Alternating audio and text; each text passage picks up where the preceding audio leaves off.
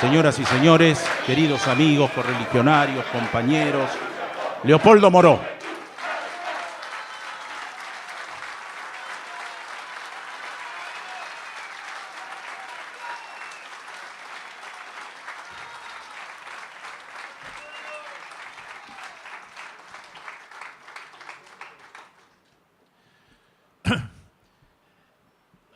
Bien decía, no sé si Leandro o Fernando Cantero o los dos, que esto es un acto atípico. En realidad no es ni siquiera un acto, aunque el formato, los símbolos parecieran indicar lo contrario. La idea es reflexionar, pensar, coincidir, discrepar. En definitiva, transitar el mismo camino que la democracia nos hizo recorrer en estos 31 años. Se dice, y con mucha razón, que la democracia que reconquistamos en el 83 amplió derechos civiles, derechos políticos, derechos humanos, derechos sociales. Pero lo que no se dice, y creo que tiene un valor extraordinario, es que estos 31 años ininterrumpidos de democracia, los más largos, los más extensos de la historia argentina, nos han permitido un ejercicio que antes estaba vedado, que es el del acierto y el error. Y ese ejercicio de acierto y error ha elevado notablemente el nivel de conciencia de nuestra sociedad, que antes estaba aplacado, adormecido por la represión, por la imposibilidad de participar y por el autoritarismo cultural, que tuvo tanta potencia como el autoritarismo represivo. Por lo tanto, creo que en realidad lo que deberíamos hacer para celebrar los 31 años de democracia es aprovechar esta extraordinaria oportunidad de sacar conclusiones. Porque además la democracia, cuando llega para quedarse y se extiende en el tiempo, tiene una virtud adicional. Permite descorrer velos, permite que las sociedades se asomen a los temas más profundos, que descubran cuáles son las relaciones de poder. En el concepto más primario de la democracia creemos que las relaciones de poder se establecen solamente cuando hay elecciones y que la pizarra donde se anotan los números de los resultados es lo decisivo, sin advertir que, por supuesto, eso tiene un enorme significado porque es lo que da legitimidad, pero también sin advertir que eso es solamente un aspecto, que hay otros factores, otras fuerzas, otros intereses que se mueven alrededor de ese proceso. Por eso yo invito hoy a una reflexión. Voy a tratar de no hacer un discurso, algo que no me resulta sencillo porque yo vengo de la vieja formación política.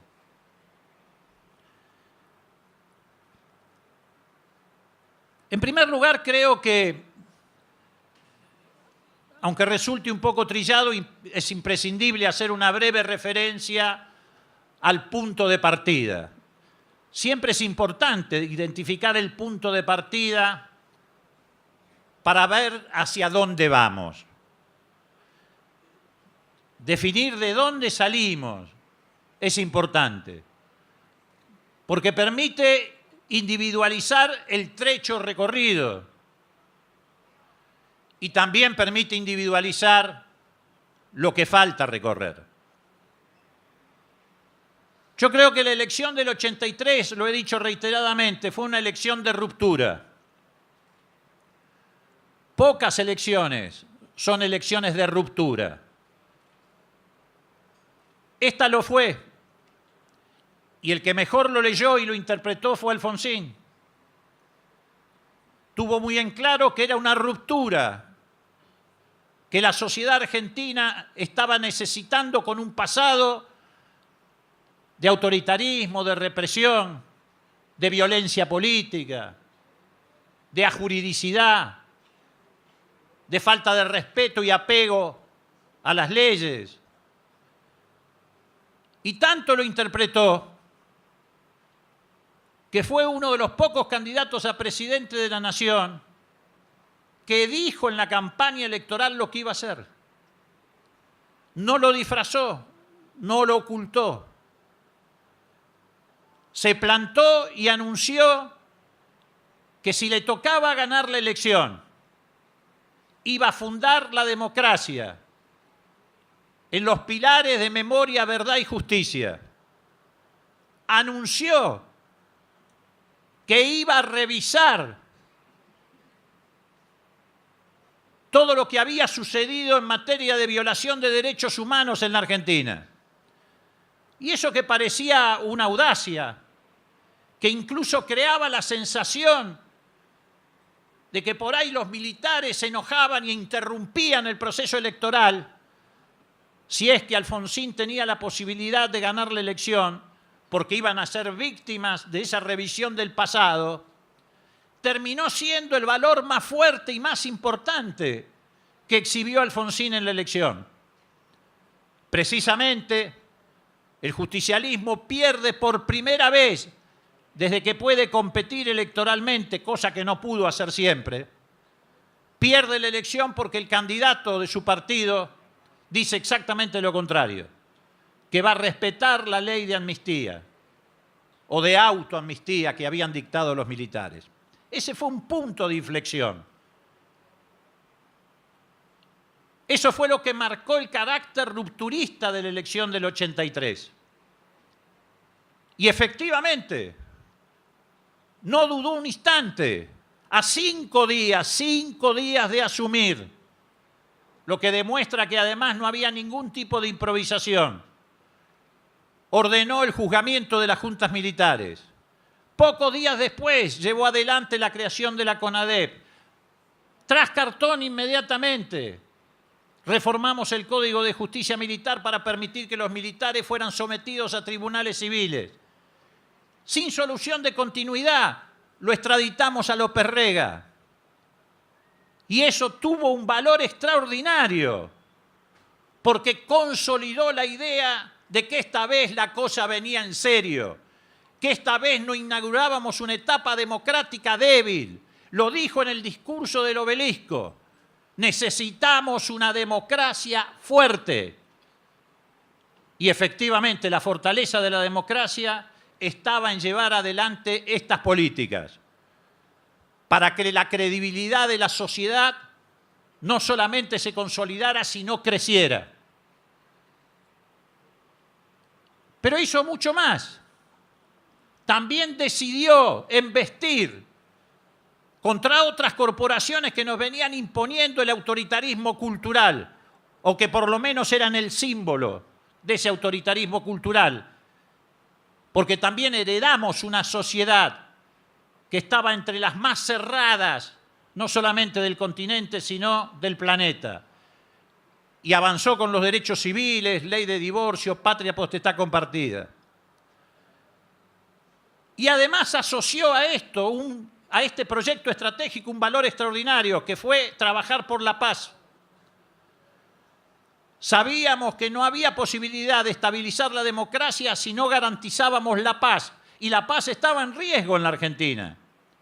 Ya no me refiero a la paz interior, que formaba parte del preámbulo de la Constitución que él recitaba, sino a la paz exterior. Veníamos de un inminente conflicto con Chile, de la hipótesis permanente de conflicto con Brasil.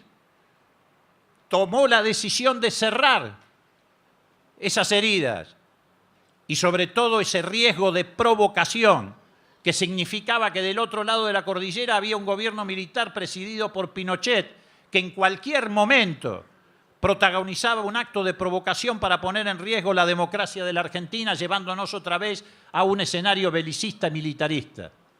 Pero además sabía que democracia y paz sumaban para la integración. No había ninguna posibilidad de llevar adelante la integración regional en aquella época, si no era con la suma de democracia y paz. Los regímenes militares habían guerreado entre sí, Ecuador, Perú, casi nos llevan a la guerra con Chile, porque dentro de su naturaleza estaba buscar el conflicto, justificar su existencia, aún de carácter presupuestario, inventando guerras donde no existía. Así nos llevaron también a la guerra de Malvinas. Era un proyecto estratégico que tenía como objetivo limitar la acción de las corporaciones que en ese momento eran predominantes, las Fuerzas Armadas, la corporación eclesiástica. Teníamos muy en claro que la coalición de intereses entre las Fuerzas Armadas, el Departamento de Estado, las oligarquías locales, eran las que habían puesto siempre en riesgo los procesos democráticos y los habían anulado y aún volteado. Entonces vinimos con un proyecto estratégico de otra naturaleza a desarmar esa coalición, porque nuestro objetivo principal era garantizar democracia para siempre, estabilidad democrática.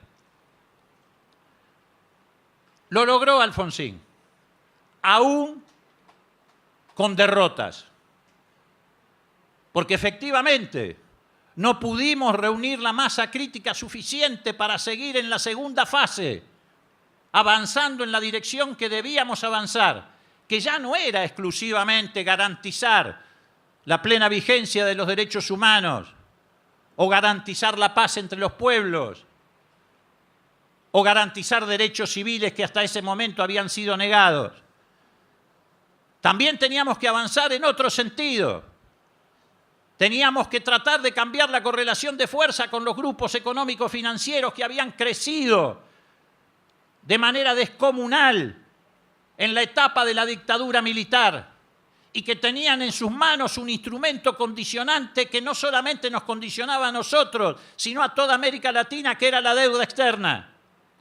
Por alguna razón se denominó a esa década la década perdida para América Latina, precisamente por el peso de la deuda. No pudimos hacerlo, ya lo hemos contado infinidad de veces, intentamos un club de deudores, fuimos al consenso de Cartagena, pero éramos una islita democrática, rodeados de dictaduras militares, rodeados de proyectos económicos neoliberales. Le fue imposible a Grispun, que lo intentó en esa primera etapa, llevar adelante y concretar esa idea de un club de deudores que juntara fuerza y nos permitiera sentarnos con los acreedores y pulsear como se debía pulsear. No teníamos ni siquiera a nuestro favor que la Argentina había declarado un default. Nosotros simplemente heredamos la deuda, ni siquiera heredamos un default, porque el default obligatoriamente desata una negociación. Nosotros no. Y en esas condiciones se llevó adelante ese proceso democrático para sintetizarlo. Pero no hay que perder de vista, porque aquí empieza la historia de entender el punto de partida para saber por dónde estamos caminando. Que esa no fue una tarea sencilla, pero no solamente porque nos rodeaban dictaduras militares y éramos una isla democrática. No solamente porque cada vez que avanzábamos en la revisión de la violación de los derechos humanos nos encontrábamos con el impedimento de que los que teníamos que juzgar estaban al frente de las fuerzas de seguridad, de las fuerzas armadas, de los organismos de inteligencia, sino que además empezamos a tener problemas hacia el interior del sistema político argentino. En una primera etapa tuvimos un peronismo que no admitía una derrota electoral, Recién cuando llegó la renovación peronista encontramos un marco que nos permitió acuerdos en las cuestiones sustantivas para cumplir nuestro objetivo, que era consolidar la democracia. El movimiento obrero en ese momento, conspirando contra sus propios intereses, tuvo una actitud también fuertemente negativa, no porque reclamaran derechos, sino porque hicieron una sistemática oposición que se tradujo fundamentalmente en actitudes y paros políticos, bastante parecidos a los que intentan hacer ahora. Y también encontramos una fuerte resistencia en esos grupos económicos que advertían que si nosotros profundizábamos la democracia, iban a perder sus privilegios. Y por supuesto también, aunque todavía no existían grandes conformaciones mediáticas hegemónicas, encontramos resistencia y la pretensión de imponernos políticas de parte de algunos medios de comunicación. El gobierno de hoy no tiene el privilegio de estar asediado por estos grupos económicos, por estos grupos mediáticos. También lo sufrimos nosotros. También nosotros fuimos víctimas de esa circunstancia. También a nosotros nos pretendieron tutelar. Y en alguna medida lograron el objetivo con el golpe de Estado económico del 89. Y aquí empiezan las enseñanzas de la democracia. Hagamos un ejercicio. Transportemos a algunos de los dirigentes de hoy, de otras fuerzas políticas, al 89. ¿Qué decían de esa crisis económica, de ese proceso hiperinflacionario? Que era producto de la impericia de la política económica del gobierno de Alfonsín. ¿Qué dicen 20 años después? Que fue un golpe de Estado económico contra Alfonsín. Ellos aprendieron. El problema es que nosotros también debemos aprender. Y no podemos tener actitudes esquizofrénicas. Si aquello fue un golpe de Estado económico, que lo fue, y le llevó a mucha gente muchos años aprenderlo y comprenderlo, nosotros ahora no podemos cambiar nuestro discurso y cuando hay ataques especulativos como los que ocurren en estos tiempos en la Argentina, hacer lo que ellos hicieron y tratar de adjudicarle a los errores del gobierno estas circunstancias que estamos viviendo solamente para sacar ventaja electoral. Porque eso significa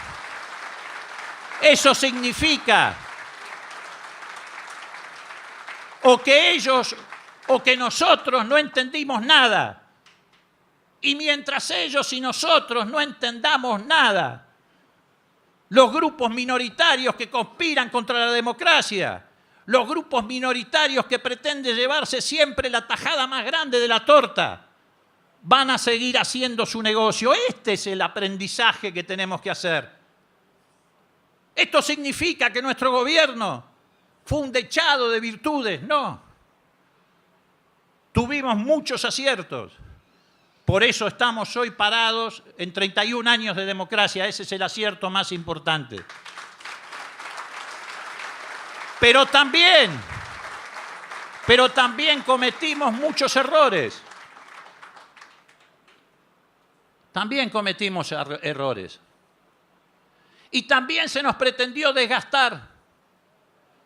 Porque ahora pareciera que Alfonsín se ha consagrado como el hombre de todas las virtudes. Pero recordemos qué pasaba en aquel momento con Alfonsín. Ahora es el prototipo de la decencia, pero había revistas que decían que se estaba construyendo una casa en Galicia donde en los baños había grifos de oro.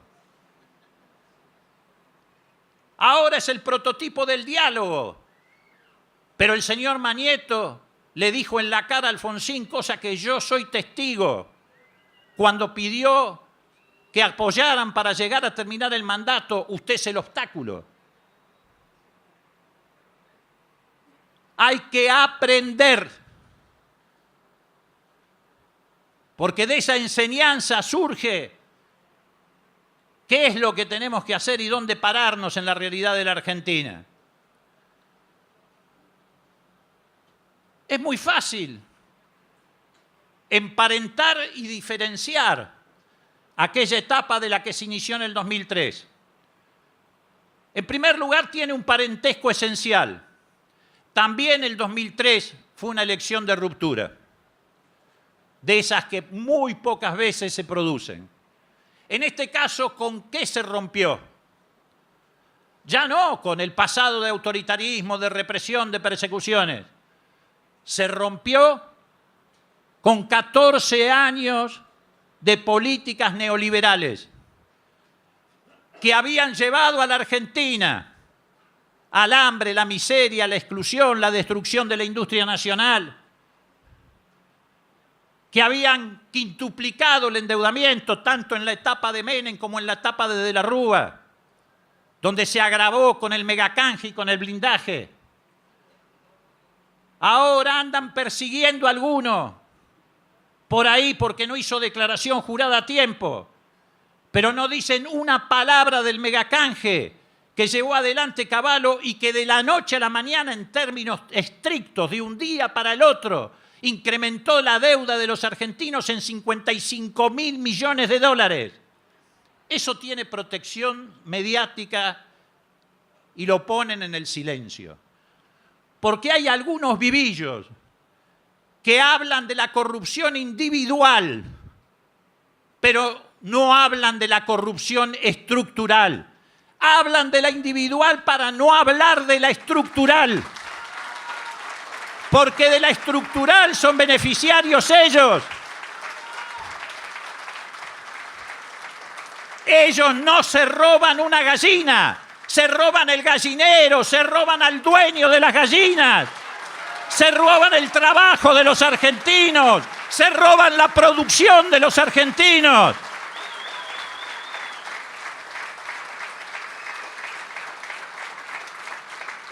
Y además, con la plata que se roban, la ponen en 4.000 cuentas en Suiza y las ocultan porque son las cuentas de ellos.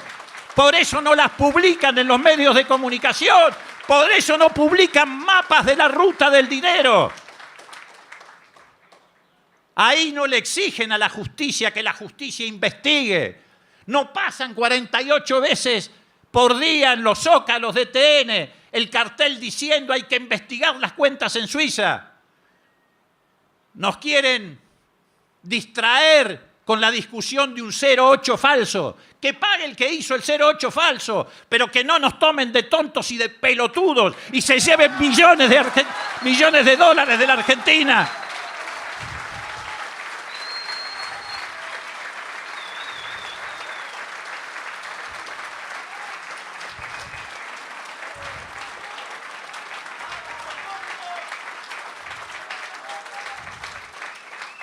Porque además con eso justifican el intento de una restauración conservadora. Intento que no solamente llevan adelante en la Argentina, lo han intentado llevar adelante en toda América Latina. Quedó patentizado en estas últimas elecciones. En Bolivia, en Uruguay, en Brasil, particularmente en Brasil, era la ficha más importante que se jugaban. Si daban vuelta a la situación en Brasil por su privilegio y posicionamiento geopolítico, se nos venía encima toda América Latina. Brasil tiene una preponderancia extraordinaria. Solamente 3 países del continente nos limitan con Brasil. Y fíjense ustedes que otra cosa extraordinaria. Y los que no son radicales me van a permitir en esto una licencia. La dirigencia que dice conducir el partido, no sabemos dónde, pero dice conducirlo, no se pronunció acerca de la elección de Brasil. No hay una línea de un dirigente diciendo está bien o está mal el resultado electoral. Estaban esperando en silencio la derrota de Dilma y del PT para salir a decir que había llegado el fin de ciclo. Se la tuvieron que guardar en el bolsillo porque no hubo fin de ciclo, no hubo restauración conservadora como no la hubo en Uruguay. El presidente de la Unión Cívica Radical tuvo un solo gesto: ir a una reunión en el Aviar Palace Hotel con el candidato de la oposición al Frente Amplio del Uruguay. Ahí sí se jugaron. Entonces tenemos que tomar en cuenta todo esto y no caer en la trampa. ¿Qué trampa? Hoy Leandro decía, y es cierto, los últimos 50 o más años de la vida política de la Argentina estuvieron signados por la antinomia peronismo-antiperonismo, radicalismo-peronismo, radicalismo-antirradicalismo, como ustedes quieran llamarlo. Eso produjo una grieta en el pueblo argentino, una profunda grieta en el pueblo argentino. Y por esa grieta se metieron los sectores minoritarios, se metió la oligarquía nacional, que aprovechando esa fractura llevó adelante una matriz productiva y distributiva absolutamente desigual. Esa fractura permitió que llegaran al poder los que quisieron desmantelar el Estado. Esa fractura permitió restringir las democracias, que llegaban a un estado tal de debilidad que terminaban siendo tumbadas.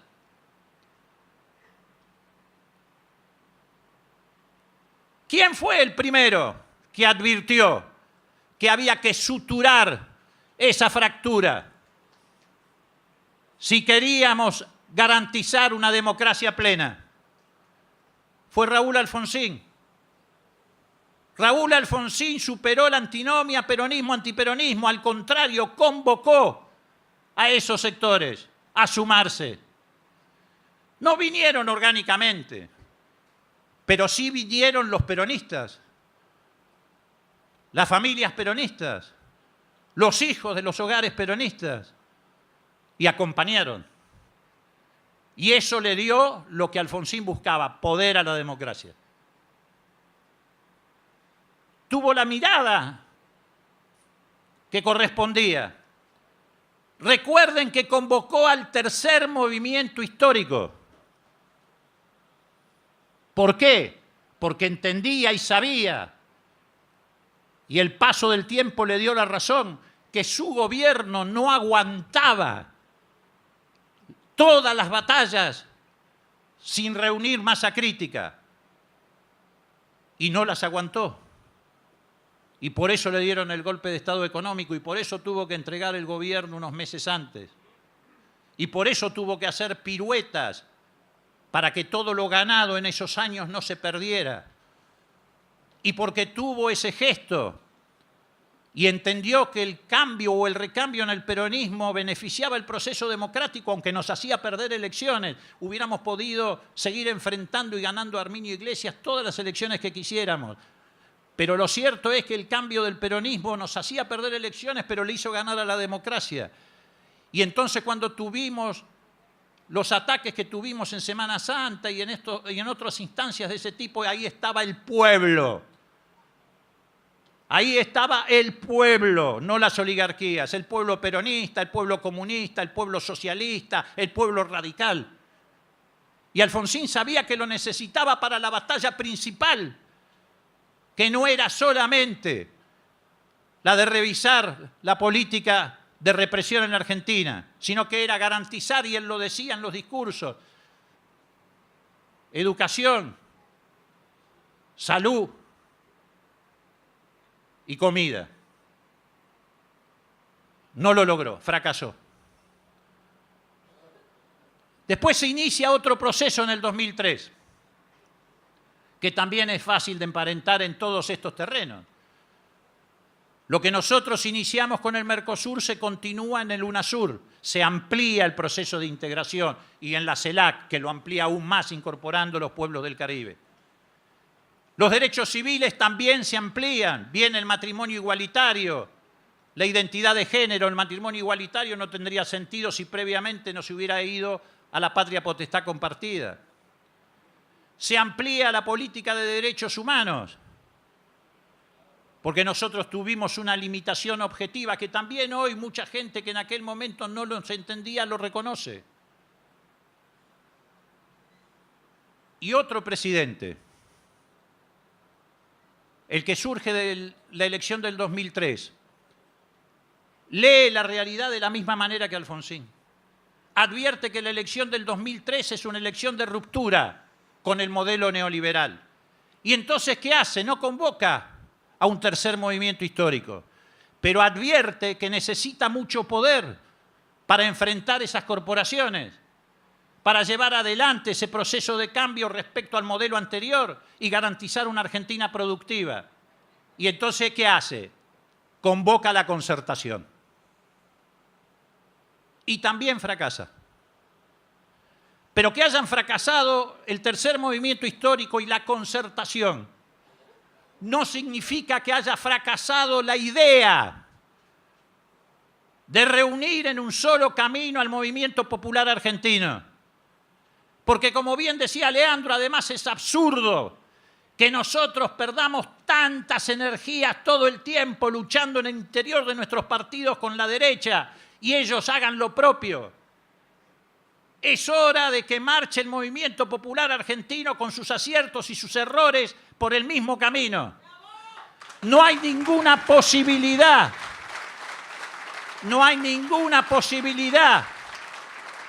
de impedir la restauración conservadora si no transitamos este camino. Que no significa hacer acuerdos pampas. Yo lo tengo dicho hasta el cansancio, lo repito.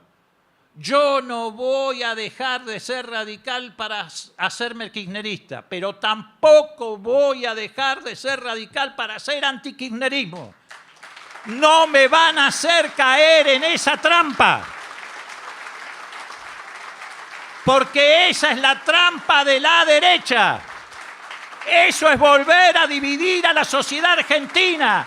Ya no entre peronistas y antiperonistas, sino entre kirchneristas y antikirchneristas. Y yo me niego a ser parte de esa línea divisoria, porque entiendo que el radicalismo es un partido nacional, popular, democrático.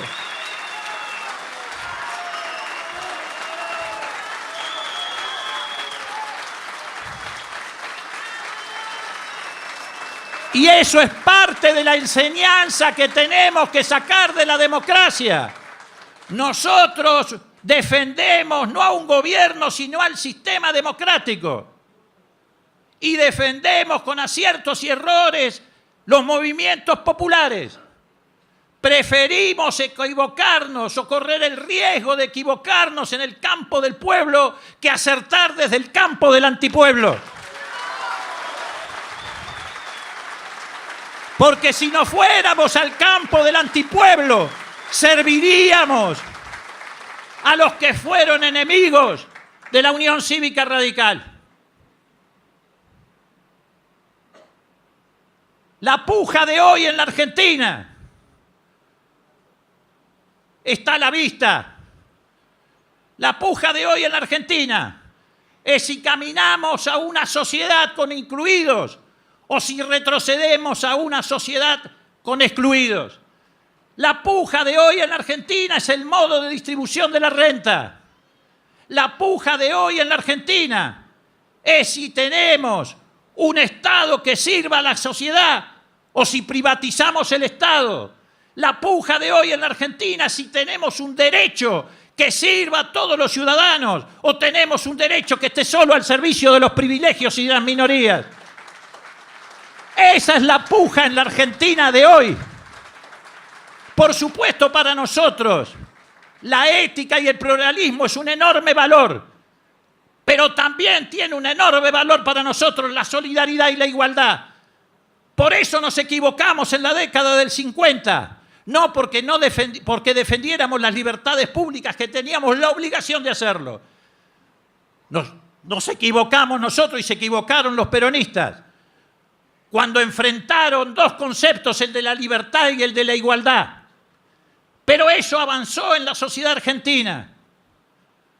Fíjense en ustedes, tanto avanzó que en más de una oportunidad la actual presidenta ha dicho que le reconoce a los radicales haberle enseñado a ellos el valor de la democracia. Lo dijo en varias oportunidades. Y es un reconocimiento importante, porque era natural que el peronismo no creyera en la democracia que lo proscribía. ¿Cómo iba a creer en la democracia que lo excluía?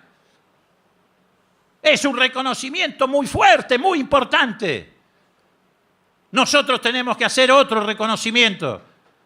El reconocimiento que tenemos que hacer nosotros es que ellos también nos enseñaron a nosotros el valor del concepto de patria. Y esto es lo que nosotros tenemos que asumir, porque en ese quiebre, en esa fractura, en esa grieta, que es la única grieta que me preocupa, está la razón de las sucesivas derrotas de los procesos democráticos. Estas oligarquías nacionales que se llevan una tajada desproporcionada respecto a lo que aportan materialmente, han logrado desmerecer el rol del Estado y nos han dejado una patria para pocos cuando les tocó gobernar. Y si no, miremos toda la década del 90 y principio de los años 2000. La patria para pocos. Y nosotros estamos en otra tarea. Nosotros queremos recoger el legado de Alfonsín de democracia para siempre y unirlo al concepto que nace en el 2003 de patria para todos, con los defectos de Alfonsín, con los defectos del kirchnerismo. Nosotros no vamos contra los aciertos del gobierno como hace la derecha. En todo caso, nosotros vamos por mejorar, por profundizar, por complementar lo que hace falta para profundizar estos procesos. Y no vamos contra los aciertos del gobierno por una sencilla y elemental razón. Porque nos negamos a ser cómplices de los que fueron victimarios del gobierno de Alfonsín y de todos los gobiernos populares en la Argentina.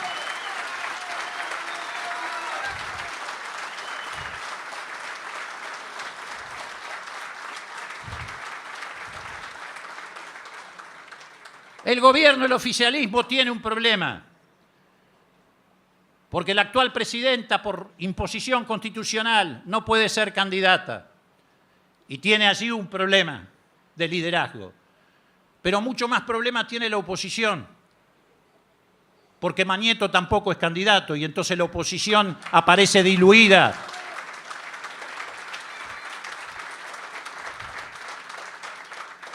Y aparece diluida porque solo saben agachar la cabeza frente a los dictados de estos grupos concentrados y de estas corporaciones. Si se hubieran mantenido en este camino, con el ejemplo de gobiernos como el de Irigoyen, Ilia y Alfonsín, hoy el radicalismo no daría la sensación de ser una banda en dispersión. Sería una opción en la Argentina. Pero se pasaron años y años ejercitando un oposicionismo ciego que nos deslizó hacia la centro-derecha. Y eso provocó la crisis de identidad, porque nosotros no nacimos como partido de centro-derecha, ni transitamos más de 120 años de historia por la vereda de la centro-derecha. Nosotros, con nuestros aciertos y errores, siempre transitamos por la vereda del pueblo, de las necesidades de la mayoría, de las necesidades de la nación. Y cuando llegó la crisis de identidad, inmediatamente atrás llegó la crisis de organicidad. Ya tampoco somos ese gran partido que puede ufanarse de tener un curita en cada pueblo, un comité abierto. Le están poniendo una lápida al radicalismo como partido nacional. Podrán surgir partidos provinciales o municipales de este concepto de la libertad de acción. Libertad de acción que proclaman para acomodar sus propios intereses cada uno de los que la pregonan. Pero lo que no va a surgir de esto es un partido fuerte, y esto es malo para el proceso democrático de la Argentina, y es malo para profundizar la democracia, y es malo para profundizar el modelo de distribución del ingreso, y es malo para el propio oficialismo porque no tiene un contradictor en el mismo campo y en la misma vereda, y entonces eso a veces hace que no corrija los errores que debe corregir, porque es muy difícil que los errores sean corregidos cuando lo que tenés enfrente son voceros de la derecha que no quieren que corrija los errores, sino que los errores te coman y te quieren debilitar. No hay con quién dialogar. ¿Y saben por qué no hay posibilidad de dialogar? Porque la democracia no puede dialogar con las corporaciones, se tiene que imponer a las corporaciones. Porque la democracia es la representación del interés general. Ellos defienden facturaciones que se hicieron gordas con los gobiernos dictatoriales y los gobiernos de las minorías.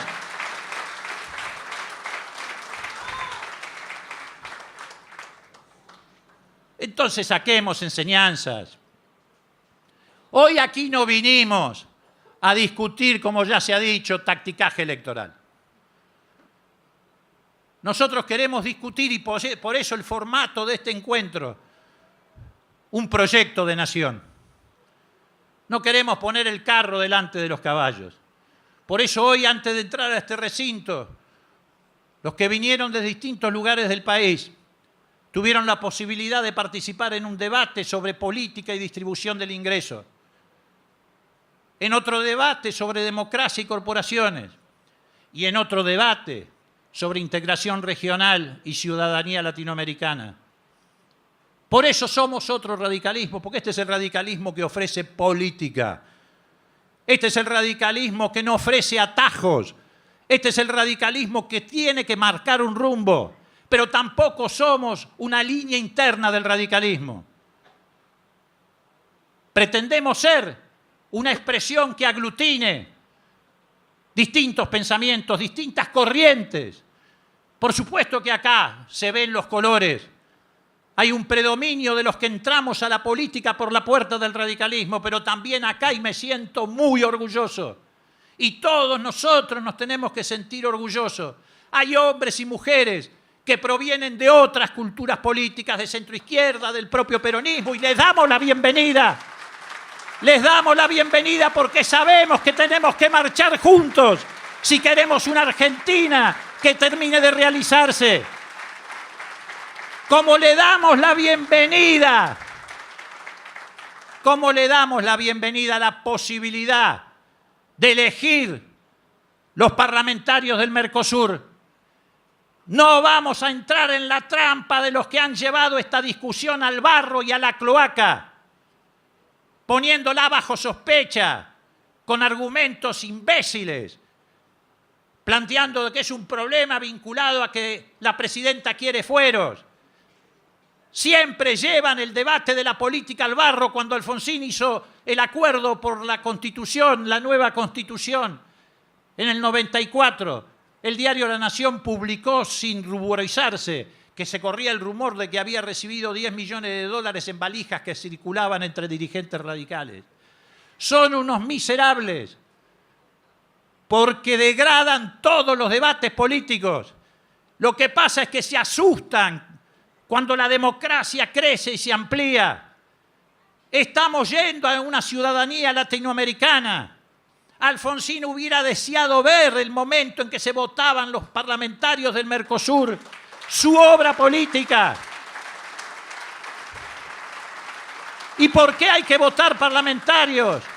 Porque el Mercosur no es un acuerdo intragubernamental, no es un acuerdo de las cancillerías. El Mercosur tiene que ser parte y propiedad del pueblo de los países latinoamericanos que lo integran. Y la mejor manera de que eso sea propiedad La mejor manera de empoderar al pueblo es que el pueblo elija a sus representantes. Resulta que el Parlamento Europeo es un modelo de modernidad, pero si queremos elegir los diputados del Mercosur, ensucian la discusión y además se vuelven locos. Tan locos se vuelven que Clarín le hizo a la oposición, sin que la oposición supiera nada, la lista que iba a oponerse a la lista del oficialismo. Actúan de manera impúdica. ¿Cómo vas a juntar a los que se dicen progresistas en una elección del Mercosur en una misma lista con los que son pro-norteamericanos? ¿Cómo vas a juntar a los que aplaudían a los candidatos de la oposición en Uruguay y en Brasil que decían que había que destruir el Mercosur con los que queremos o los que quieren consolidar la integración latinoamericana? Ojo que América Latina está sufriendo ataques especulativos, no solamente de los fondos buitres. Acá hay que comprender que una de las ventajas de la estabilidad democrática fue que ha despejado para siempre los golpes de Estado. Pero eso no significa que las democracias no estén amenazadas. Los poderes fácticos de Estados Unidos han descubierto que el mecanismo ya no es tumbar las democracias a través de las Fuerzas Armadas, pero sí condicionarlas, sí tutelarlas, sí restringirlas, sí desgastarlas hasta llevarlas a la debilidad para poder imponer las restauraciones conservadoras. Eso hay que tenerlo claro. ¿Y cuáles son los nuevos instrumentos? El poder comunicacional hegemónico y ciertos sectores de la justicia que se coaligan para condicionar los procesos democráticos. Eso también es una enseñanza que debemos extraer. Entonces tengan en claro, hoy lo que estamos poniendo en marcha es un espacio que no es para la interna de un partido, tampoco para hacer tacticaje electoral. Queremos una nación industrial, solidaria y soberana. Pero para tener una nación industrial, soberana y solidaria, en primer lugar hay que tener una fuerza política que sostenga ese programa. En segundo lugar hay que tener un proyecto estratégico claro, que no solamente abarca las fuerzas interiores, sino también del mundo y de la región. El mundo se está rediseñando. Tenemos una nueva realidad geopolítica, aunque acá muchos dirigentes miren para otro lado, o lo que es peor, miren solamente hacia la Embajada de Estados Unidos, como hacen los columnistas dominicales en los grandes diarios de la Argentina, no de ahora, sino desde hace muchísimo tiempo. Nosotros tenemos la obligación de mirar en otra dirección. Y si alguien les pregunta, si un periodista con derecho, o si cualquier otro le pregunta qué vamos a hacer desde el punto de vista electoral, yo les quiero decir, en primer lugar, no vamos a definir hoy la vereda electoral por la que vamos a transitar. Tampoco lo va a definir una sola persona.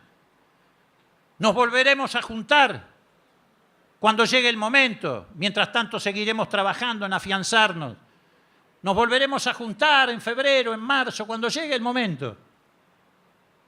Y cuando veamos cómo está dibujado el escenario político de la Argentina, entre todos debatiremos por qué vereda transitamos. Será una discusión que no vamos a cerrar hoy y que seguramente hoy nos dividiría, porque no todos estaríamos pensando lo mismo, pero no nos puede dividir la táctica electoral. Lo que tenemos que saber es si nos une el proyecto estratégico. No podemos caer en el mismo error que cae esta dirigencia claudicante, que se autoconvoca solo para discutir las estrategias, o mejor dicho, las tácticas electorales. Ahora tengan en claro, sí, por supuesto, lo único que no vamos a transitar es la vereda de la derecha argentina. Lo único que no vamos a hacer es sumarnos a los que pretenden llevarnos hacia atrás. Lo único que no vamos a hacer es seguidismo de los grupos corporativos que Clarín, Techín, Bulgeroni junten toda la plata que quieran. Nosotros vamos a juntar gente, pueblo, militantes y vamos a imponer una línea política. Nosotros no necesitamos que nos financien campañas electorales. Nosotros las campañas las hacemos con nuestro esfuerzo, con nuestro sudor, con nuestro trabajo. Por eso, los chicos que vienen de Tierra del Fuego, de Santiago del Estero, de Córdoba, de Mendoza, de Entre Ríos, de Misiones, vuelvan a sus provincias y a sus pueblos y den la buena noticia de que está renaciendo un radicalismo nacional, popular, democrático y progresista. Gracias.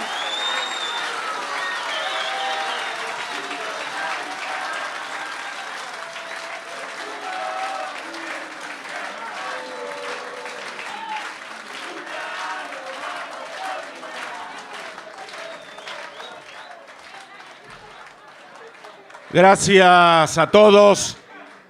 El movimiento nacional alfonsinista está en marcha y será hasta cada momento de la lucha militante que es permanente. Gracias a la gente de Misiones a través del diputado provincial Hugo Escalada y a todas las delegaciones les recordamos reunirse ahora en el lobby del Hotel Bauen. Gracias al Hotel Bauen por prestar las instalaciones. Y esto sigue, como diría Roberto Arlt, por prepotencia de trabajo. Muchas gracias y hasta cada momento de la lucha militante. Muy buenas tardes.